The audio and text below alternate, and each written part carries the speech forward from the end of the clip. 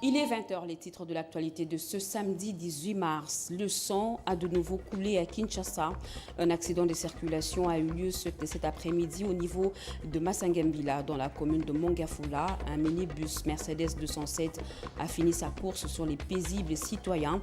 Un mort et plusieurs blessés. Le bilan reste encore provisoire. Le manque de frein serait à la base de ce drame. Les détails dans ce journal.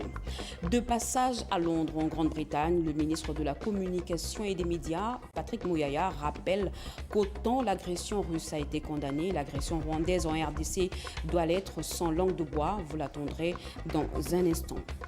Des troupes angolaises seront en RDC un de ce 4 matin. Le peuple angolais, à travers ses représentants au Parlement, a donné son accord. Elles prêteront main forte au FRDC dans l'est du pays.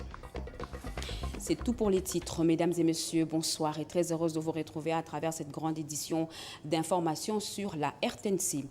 La tradition de chaque vendredi au gouvernement a été respectée. Tous les membres de l'exécutif national se sont réunis en visioconférence autour du président de la République, Félix Antoine Tshisekedi Tshilombo, pour la réunion du Conseil des ministres. La 91e du genre a décidé de révisiter le contrat chinois, s'appuyant sur le dernier rapport de l'inspection générale des finances. Le chef de l'État et garant de la nation a évoqué le non-respect de dispositions de ce contrat, l'inexécution des engagements contractuels et la subjectivité de certains actes posés par les partis. On écoute plutôt la ministre de la Culture et des Arts à travers ce compte rendu. Ensuite, aux conclusions de la mission d'évaluation de l'Inspection générale des finances, IGF, sur l'exécution de la Convention de collaboration signée le 22 avril 2008 entre la République démocratique du Congo et les groupements d'entreprises chinoises constitués par China Airways Corporation et Sinohydro, le président de la République a rappelé que celles-ci font état, entre autres, des cas de non-respect des dispositions des contrats, de l'inexécution des engagements contractuels et des subjectivités dans certains actes posés par le parti. Il a souligné le caractère inquiétant de cette situation déplorable, tant d'une part pour le développement du secteur minier qui constitue à ce jour la locomotive qui tire la croissance économique de notre pays du fait de la diversité de minerais exploités qui répondent à une forte demande mondiale, mais dont les valorisations commerciales lors des exportations n'intègrent pas une grande valeur ajoutée, et d'autre part, par la lenteur du dynamisme que devrait normalement connaître le programme de construction des infrastructures dont notre pays a grandement besoin pour l'éclosion de son potentiel tant humain qu'économique. Face à cet état de choses, le président de la République a évoqué l'impérieuse nécessité d'une révisitation de cette convention dans le sens d'un rééquilibrage des avantages visant à garantir les intérêts de la République démocratique du Congo dans l'exploitation de la Sicomine SA. La SADC appelée à se pencher plus sur la situation sécuritaire dans l'est de la RDC. L'appel est du Premier ministre Jean-Michel Samaloukonde à l'ouverture ce samedi du Conseil ordinaire des ministres de cette communauté régionale. Cadre choisi, l'immeuble du gouvernement. Pati Tondouangou, Marcel Moubenga et bienvenue au Salah. Ils sont à Kinshasa pour examiner la manière, entre autres, de promouvoir l'industrialisation par l'agrotransformation et le développement de la chaîne des valeurs au niveau de la communauté de développement de l'Afrique australe. Les ministres des pays membres de la SADC sont réunis en conseil ordinaire. Le Premier ministre Jean-Michel Samaloukonde Kyenge, qui a ouvert ses assises de 3 jours, est revenu longuement sur la nécessité d'une paix durable, gage de tout développement de la sous-région. Allusion faite à l'est de la République démocratique du Congo, en proie à des conflits armés et à l'agression rwandaise. C'était avant de demander à la SADC, si possible, d'organiser un conseil extraordinaire autour de l'agression de la République démocratique du Congo par le Rwanda. Lors de sa prise de la présidence de la SADC, la République démocratique du Congo a réitéré inébranlablement son engagement à poursuivre la mise en œuvre des programmes et projets découlant du plan indicatif régional de développement stratégique, RISPD 2020-2030, ainsi que de la vision 2050. Pour vous en donner la preuve, il suffit de vous rappeler que son Excellence Félix-Antoine Tshisekedi Tshilombo, président en exercice de la SADC, a piloté la mise en œuvre des programmes visant à réaliser la vision 2050 de la SADC. Il a de même fait preuve d'un engagement et d'un leadership sans faille en faveur du programme d'intégration régionale. Notre aspiration à l'intégration et au développement économique de la région ne serait qu'un rêve lointain, sans la paix, la stabilité et la sécurité, condition sine qua non à tout investissement et à toute croissance économique. Le chef de l'exécutif national a qualifié de drame humanitaire ces conflits qui a déjà fait des millions de morts et qui a poussé des millions de femmes, vieillards et enfants à l'errance. C'était avant de saluer les efforts fournis par cette organisation pour le maintien de la paix dans différents pays membres. 500 militaires angolais seront déployés incessamment dans l'est de la RDC dans le cadre de sécurisation. Le Parlement de ce pays ami vient de donner son accord. Ceci est le fruit de la diplomatie menée par le président de la République, Félix-Antoine Tshisekedi Tshilombo. Robert Ndaye. Résultat de la diplomatie agissante menée par le président de la République, Félix-Antoine Tshisekedi Tshilombo, pour la sauvegarde de l'intégrité territoriale, mais aussi le résultat de la diplomatie parlementaire.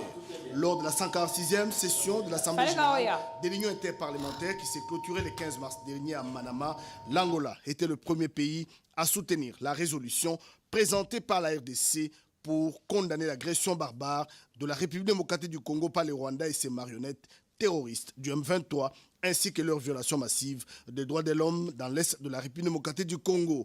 En recevant la délégation congolaise conduite par le premier vice-président de l'Assemblée nationale, le professeur André Mbatabe Tokumesu, la présidente de l'Assemblée nationale angolaise, Madame Carolina Cerquera, avait assuré le premier vice-président de l'Assemblée nationale, le professeur André Mbatabe Tokumesu, que l'Angola allait autoriser le déploiement des troupes en République démocratique du Congo. Madame Carolina a tenu parole. Le Parlement angolais a donné son feu vert à l'envoi d'un contingent de 500 soldats.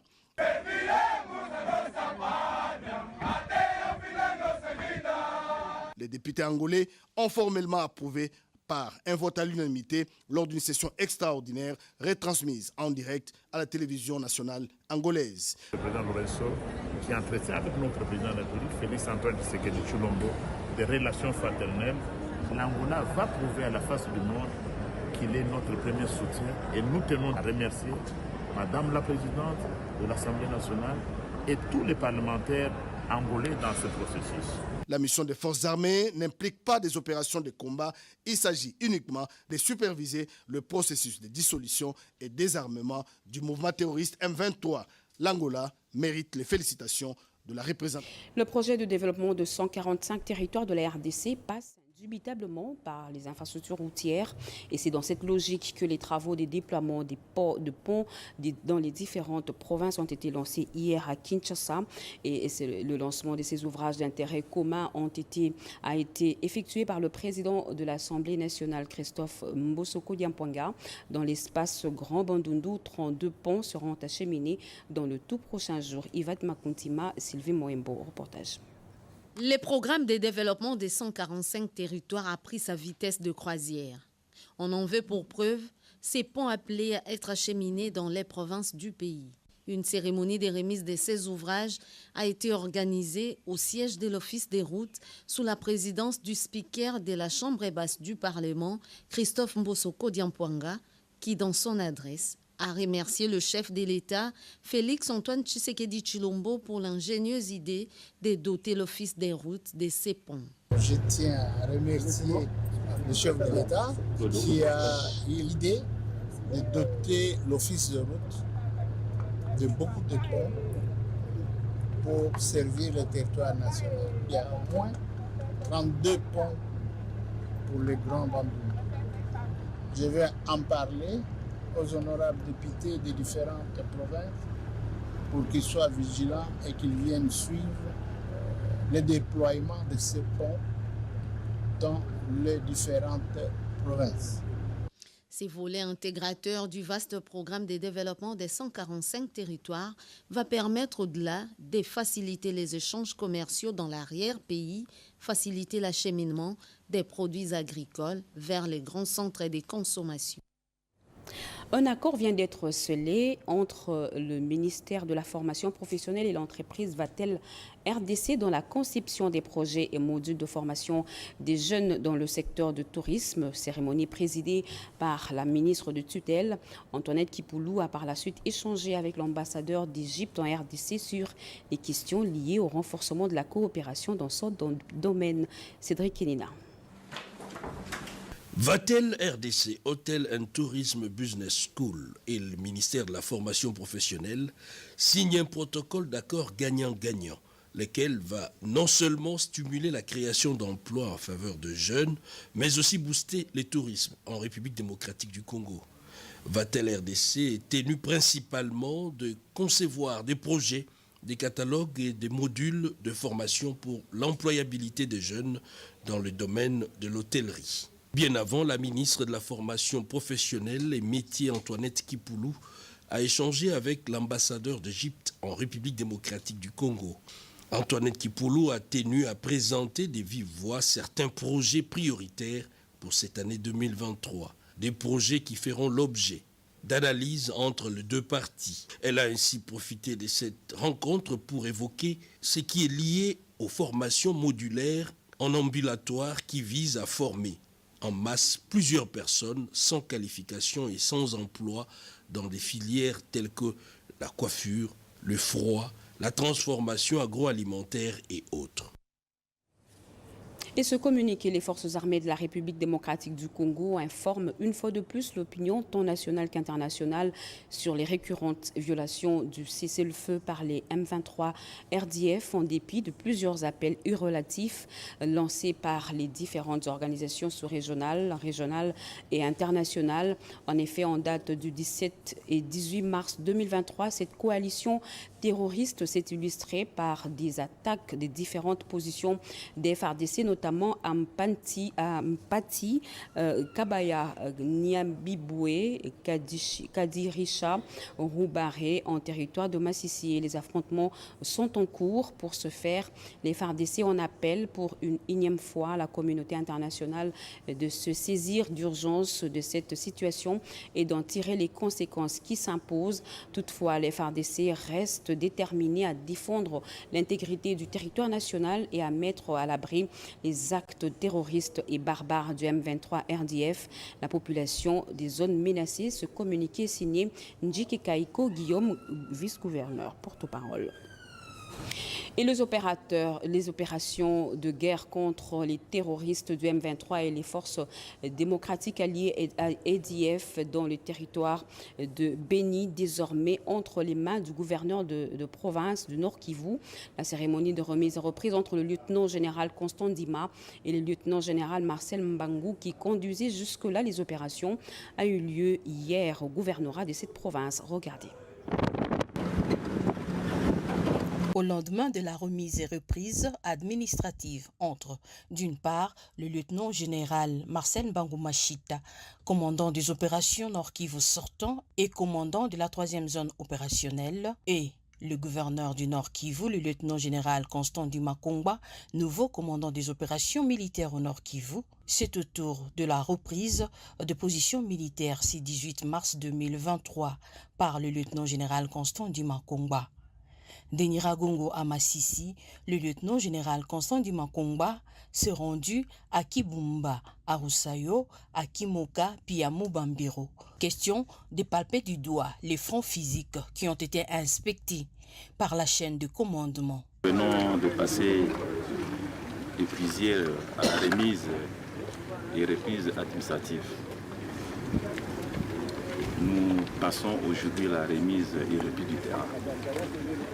Raison pour laquelle vous me voyez avec le commandant 3e zone de défense qui a cédé la conduite des opérations au gouverneur militaire qui devient aussi en sa charge de la conduite des opérations.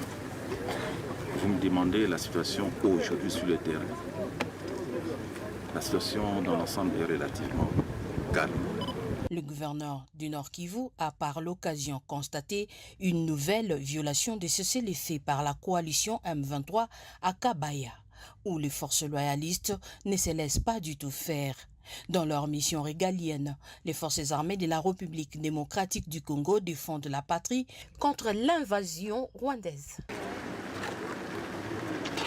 Religion, le mouvement des mamans catholiques du diocèse de Kinshasa pleure les victimes de l'Est du pays et compatit avec la population de ce coin de la RDC. Il a organisé une messe en leur mémoire, messe dite par l'archevêque de Kinshasa, Fridolin Cardinal Ambongo, en la cathédrale Notre-Dame du Congo à l'occasion de la célébration du mois de mars, au mois dédié à la femme. Jacques Kabouaba. Chants, prières, foulards, drapelet et calicot pour dénoncer les atrocités en République démocratique du Congo. Voilà l'image qui a caractérisé ce pèlerinage des mamans catholiques du diocèse de Kinshasa, lequel a débuté à l'IPG sur Prince de Liège pour chuter à la paroisse Notre-Dame du Congo, où l'archevêque de Kinshasa, le cardinal Fridolin Ambongo, les attendait pour la célébration eucharistique. Dans son homélie, tiré des livres de Osée chapitre 6, versets 1 à 6 et Hébreux chapitre 13, verset 3, le célébrant du jour a placé un accent particulier sur l'amour et l'humilité qui doivent être parfaitement incarnés pour restaurer la paix, tout en rappelant que l'homme et la femme sont égaux dans la foi et dans la dignité. C'est pour toutes ces femmes, toutes ces filles qui souffrent dans leur corps et dans leur âme, que nous sommes là aujourd'hui pour nous tourner vers le Seigneur et implorer sa bénédiction, son intervention, sa miséricorde. Après les intentions de prière, notamment en faveur des femmes et filles, des orphelins de l'Est et de Kwamut, ainsi que la prière pour la paix au Congo, une collecte a été officiellement lancée en faveur de ces victimes. La dite collecte a été remise au cardinal pour l'acheminer auprès des bénéficiaires. La présidente du doyenné Saint-Pierre et la présidente des mamans du diocèse de Kinshasa ont successivement évoqué le sens accordé à cette journée. Venons pleurer avec les mamans qui souffrent, les mamans qui sont maltraitées, les mamans qui sont violées et les mamans qui sont tuées injustement à cause de nos richesses. Nous avons dit aux mamans, cette fois-ci, on ne s'achète pas les pagnes. Cette petite enveloppe-là, nous sommes venus avec, nous avons mis ensemble, nous avons donné à notre archevêque pour qu'il achemine auprès de nos sœurs. Il s'est de préciser que cette cérémonie s'inscrit dans le contexte des activités organisées en marge du mois de mars dédié aux droits de la femme. Le droit international ne peut pas être à géométrie variable. Il condamne l'agression de l'Ukraine par la Russie et explique celle du Rwanda contre la RDC. La Grande-Bretagne ne mérite pas de renvoyer cette image dans l'opinion congolaise. De passage à Londres, en Grande-Bretagne, le ministre de la Communication et des Médias, Patrick Mouyaya, l'a rappelé dans une interview accordée à BBC. Regardez.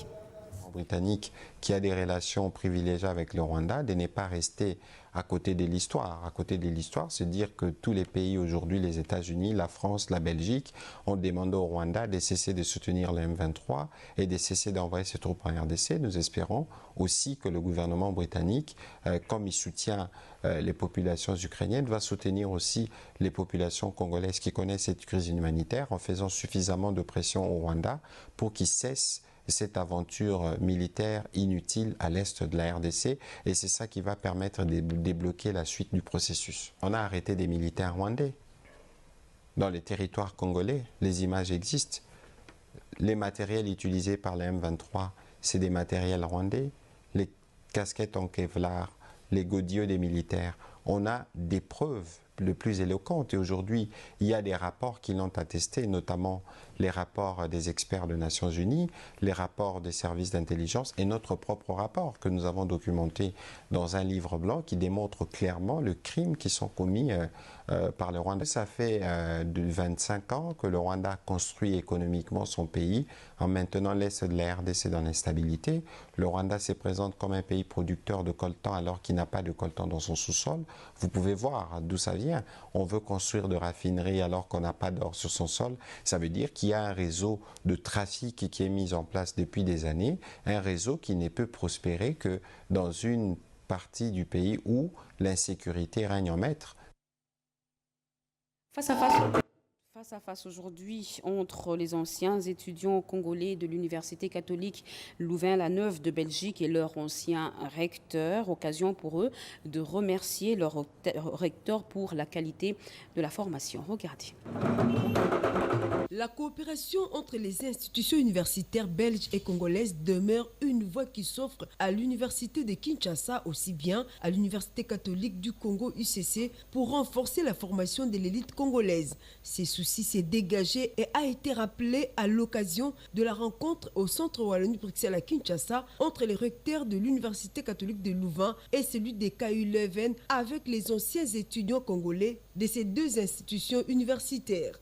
Pour ce faire, les bénéficiaires de l'expertise académique de l'UCL Louvain et les KU Leuven, par l'entremise de l'ambassadeur de l'UCL Louvain Alumni Chapter, Eric Kalala, et la représentante des alumni de KU Leuven, Thérèse Bisselele, ont exprimé un certain nombre de préoccupations pour mieux asseoir la collaboration entre les universités belges. Nous vous demandons, monsieur le recteur, de renforcer l'accès aux bourses des candidatures congolaises afin de contribuer à relever le défi auquel fait face la RDC, dont la croissance démographique et le renouvellement de son personnel académique. L'UCL Louvain peut également accompagner les universités congolaises à mettre en place des structures de collaboration avec les entreprises pour une formation mieux orientée vers les besoins de la société. Très attentif à ces plaidoyers, le recteur de l'UCL Louvain, Vincent Blondel, a promis d'y répondre dans la mesure du possible. Merci beaucoup pour vos suggestions, aussi pour l'engagement pour les alumni de KU Leuven ici en Congo. Elles prouvent que vous faites preuve d'un engagement très fort en faveur de l'enseignement et de la recherche, ainsi que des relations optimales entre nos universités. Soyez assurés que la KU Leuven et sans doute aussi l'UCL Louvain poursuivront et intensifieront leur coopération afin de renforcer vos ambitions de rendre la science aussi forte que possible en RDC et d'avoir un impact réel sur la société. Marc Kila, ministre intérimaire des Transports et Voies de Communication, reçoit la gratitude des agents de l'OGFREM réhabilités après leur révocation à la suite d'une procédure disciplinaire, une mesure de grâce saluée à juste titre, nous dit Joël Kaimbe. Ils étaient révoqués de l'OGFREM à la suite d'une procédure disciplinaire, puis réintégrés grâce à l'implication personnelle du chef de l'État Félix-Antoine Tshisekedi Tshilombo qui prône l'État de droit. Ces agents et cadres de l'OGFREM sont venus exprimer leur gratitude auprès du ministre intérimaire de Transport, Voies de Communication et des Désenclavements. En effet, Maître Marc Kila a récemment adressé une correspondance à l'équipe dirigeante de l'Office de gestion du fret multimodal en vue de finaliser le processus de leur réhabilitation en toute légalité.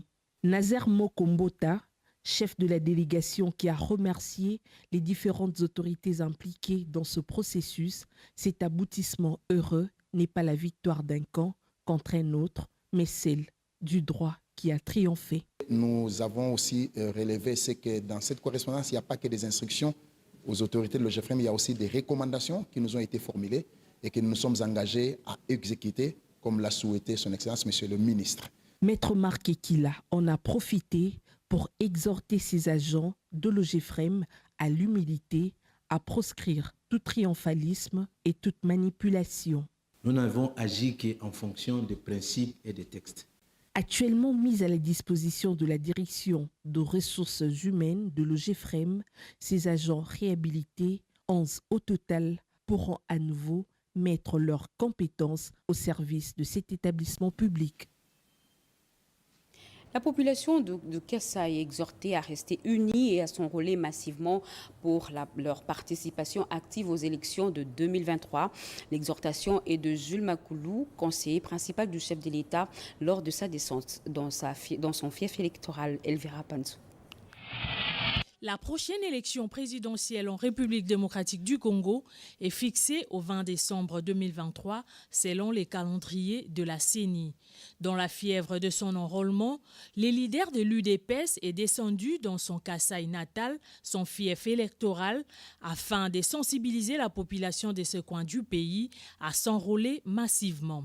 Les conseillers principaux du chef de l'État au Collège Mines et Énergie, Jules Makoulou Mangwaya, a été accueilli chaleureusement lors de sa descente d'avion à la cité d'Ilebo.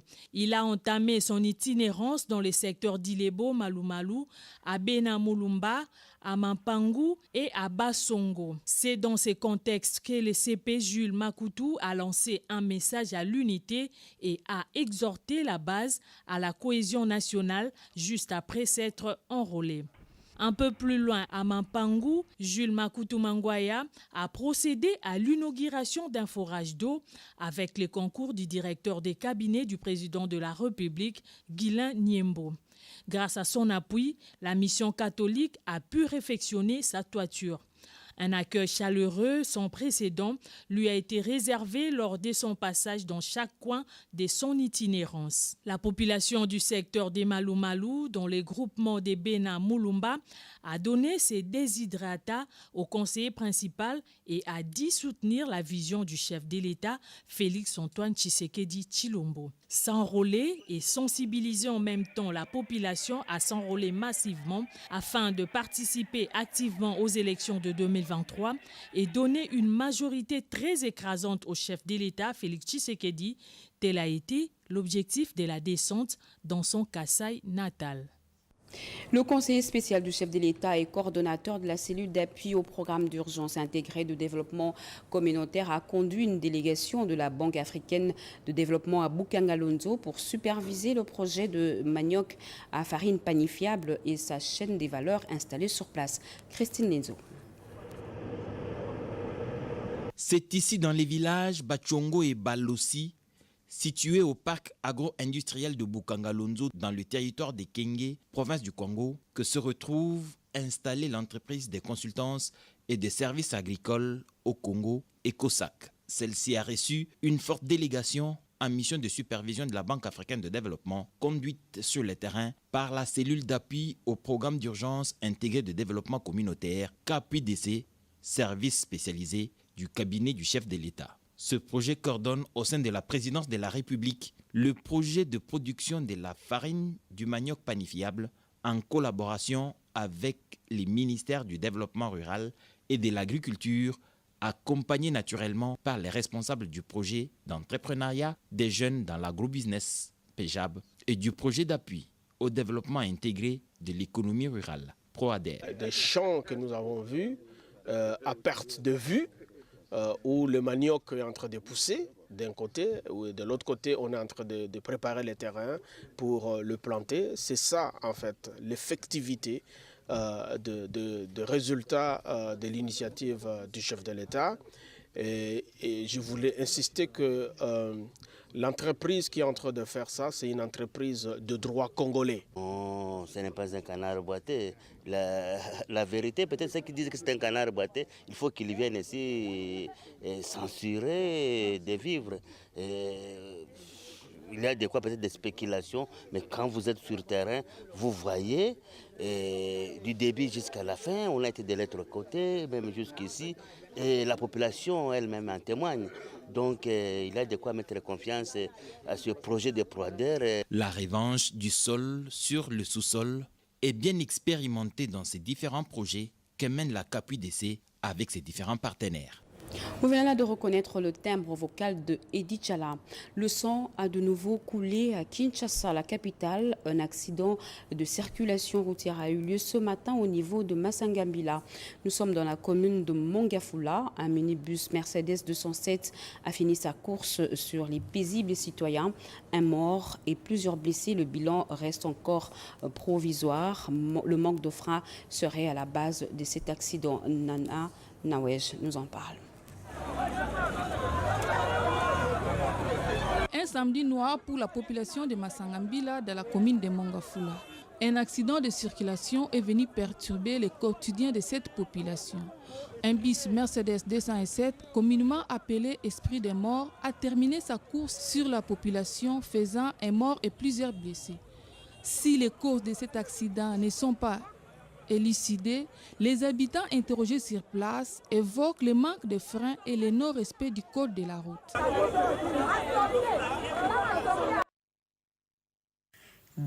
Une atmosphère lugubre a envahi le Sénat tellement la mort était brusque et horrible. Le sénateur Florine Tombamboui avait encore beaucoup à donner comme élu des élus. Les derniers hommages lui ont été rendus par le bureau de la Chambre haute du Parlement avec en tête son président Modeste Bahati. Regardez.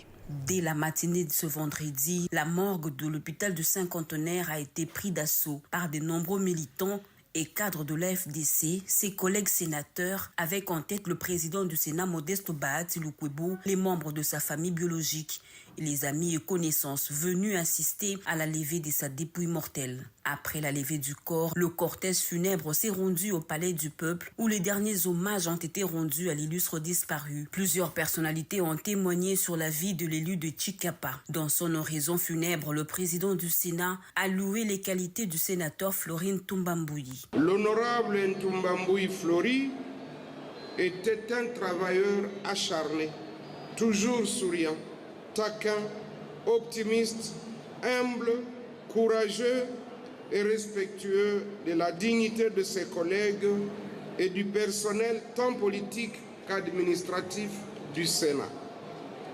Un vrai soldat de la République, un camarade fidèle et loyal, un véritable père de famille qui, avant toute chose, lorsque l'incendie s'est annoncé dans son appartement, il a d'abord couru pour sauver ses enfants. Après plusieurs témoignages et dépôts des gerbes de fleurs, l'illustre disparu, qui était aussi avocat, a également reçu les derniers hommages du barreau. Ce dernier a, au cours d'une audience publique, procédé au déliement de son serment. La dépouille de Florine Toumba a été ensuite conduite à nécropole entre terre et ciel, dans la commune de Lansele, où il repose désormais pour l'éternité. À noter que Modeste Bahati Lukwebo, président du Sénat, a accompagné le corps du sénateur Florine Toumba de la morgue jusqu'à sa mise en terre, malgré la grosse pluie qui s'est abattue sur la ville de Kinshasa. Un modèle d'humilité pour un chef qui sait honorer les autres.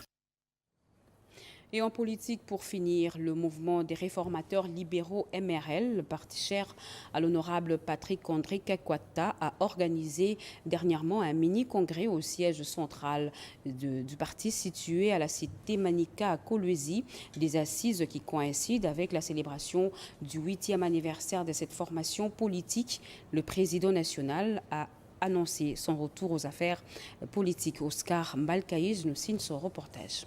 Les caucus des députés de l'UDPS au site Kivu, les fédérations de l'UDPS et d'autres acteurs sociaux du site Kivu se font le devoir d'adresser à votre haute autorité en vue d'attirer votre bienveillante attention sur le complot dont est victime l'UDPS dans cette province. Cette conspiration vise manifestement à supprimer.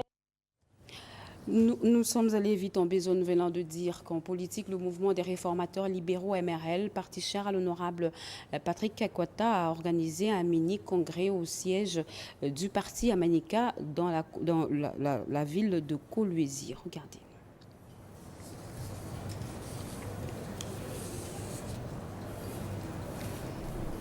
Nous sommes obligés d'arrêter ce journal. Mesdames et messieurs, merci de l'avoir suivi. Merci à vous qui nous suivez à Paris, en France et partout ailleurs sur satellite. Vous êtes sur la RTNC. L'actualité continue sur nos antennes. Retrouvez à 23h Serge Mata. Moi, je vous retrouve la semaine prochaine. Excellent début de week-end à toutes et à tous. Au revoir.